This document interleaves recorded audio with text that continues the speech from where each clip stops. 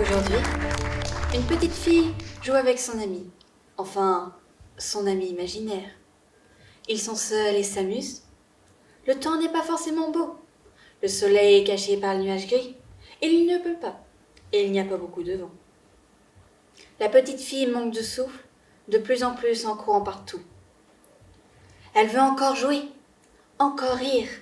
Elle passe un si bon moment avec son ami en lui lançant le ballon en l'air.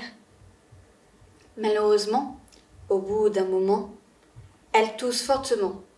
Elle suffoque. L'air lui manque. Plus d'air, plus d'amis imaginaires pour elle. Personne pour réagir, personne pour l'aider, comme si c'était normal, prévu que cette situation se produise. De même que les autres personnes étouffées, empoisonnées, lentement asphyxiées, mortes, comme la petite fille l'est désormais. La ville est envahie par un brouillard épais, on n'y voit même pas à 1 mètre.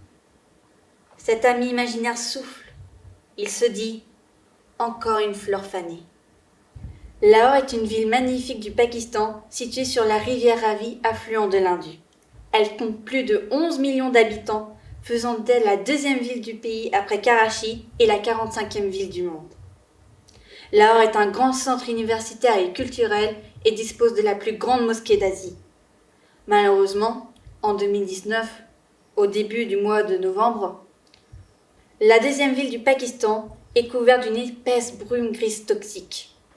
Ce brouillard dangereux est produit à cause de l'utilisation du charbon, des émissions des véhicules, des émissions industrielles et des incendies de forêt incessants.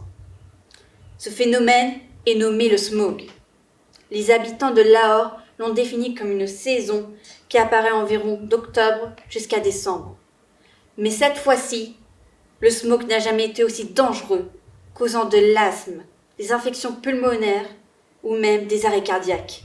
Rimel Mohidin, chargé de campagne pour l'Asie du Sud à Amnesty International, a fait un témoignage sur Lahore. Un témoignage qui permet de raconter les conséquences du smog. Rimel Mohidin a expliqué qu'il était difficile de respirer l'air et qu'elle avait mal aux yeux lorsqu'elle sortait. Les familles gardent leurs enfants à la maison pour leur santé fragile, étant donné que les enfants ont plus de risques de tomber malades ou encore les personnes âgées. Cependant, les victimes les plus touchées sont les ouvriers qui travaillent dehors, ce qui fait qu'ils sont exposés plusieurs heures par jour dans l'air toxique. Mais n'oublions pas qu'il n'y a pas seulement Lahore qui est victime du smog. En effet, toute ville, pays, continent, île, possédant des activités humaines polluantes peuvent être menacés par cet air dangereux. Et tout cela à cause des activités humaines. Alors oui, vous pourrez me dire que j'insiste auprès des gens d'arrêter les usines industrielles alors que la population exige des emplois dans ce domaine. Écoutez-moi, je n'ai point dit qu'il fallait arrêter de travailler, mais reconnaissons que nous usons et abusons des richesses de notre terre à outrance. Notre surconsommation entraîne une surproduction inutile et néfaste. Il faut prendre conscience de l'impact que nous provoquons, mais aussi à nos actions absurdes. Il devient urgent d'avoir une consommation plus responsable afin de limiter le gaspillage des ressources. En vérité, c'est comme un régime pour perdre du poids. Faire attention à ce qu'on mange est comme faire attention à ce que nous achetons. Donc, ne pensez-vous pas qu'il faudrait se procurer une bonne dose de bonne volonté et une prise de conscience collective? Alors pourquoi avez-vous tant la flemmardise de changer les choses? Parce que c'est compliqué. Eh bien, laissez-moi vous dire une chose. Si vous aimez notre monde, il ne sera pas compliqué de le sauver. C'est facile de jeter un déchet à la poubelle afin de le recycler ou le garder dans sa poche en attendant. Ou encore, éviter d'utiliser la voiture tout le temps. Nous avons bien d'autres moyens pour se déplacer. Nous avons déjà nos jambes.